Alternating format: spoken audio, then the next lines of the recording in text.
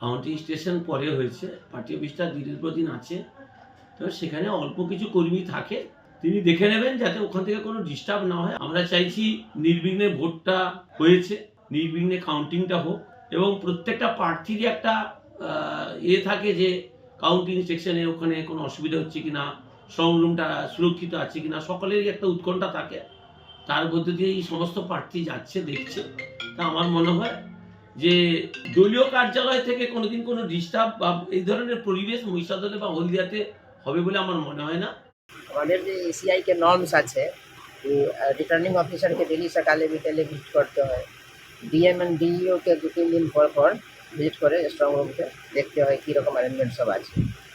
তো দেখলাম as per norms of ACI সব ঠিক আছে। সিপিএফ ভিতরে গার্ড করছেন, সব অ্যারেঞ্জমেন্ট প্রপারলি করা আছে। এখানে এজেন্টকে সব যে আছে ক্যান্ডিডেট এর এজেন্ট রিপ্রেজেন্টেটিভ সব ওনারাও আছেন। সিসিটিভি স্ক্রিন সব নজরদারি রাখছেন 24/7 আওয়ার্স। এখানে স্টেট পুলিশ সব যে আছে, ফায়ার ব্রিগেডকে লোকজন সব আছেন। তো অ্যারেঞ্জমেন্ট সব প্রপারলি আছে। আমরা বলেছিলাম ওনাকে যে একবারে গেটের উল্টো দিকে তৃণমূলের পার্টি অফিস আছে, সেটা সন্ধে হলেই ওখানে ভিড় জমছে, জ্যাম হচ্ছে। সেটার জন্য উনি নিজে চোখে দেখতে এলেন এবং স্ট্রং রুমের ভিতরে ভেতরে ওখানে রাজ্য পুলিশ ছিল। আমরা সেটা বললাম যখন কেন্দ্রীয় বাহিনী থাকা দরকার, তা উনি সেটা ওনাদেরকে বললেন যে আপনারা বাইরে থাকুন, এখানে কেন্দ্রীয় বাহিনী থাকবেন। এবং আমরা যেটা বলেছিলাম ওই পার্টি অফিসে যে গ্যাদারিংটা যাতে না হয় সেটা দেখবেন। উনি বলছেন ঠিক আছে, ওটা আমি দেখছি যাতে গ্যাদারিং না হয়।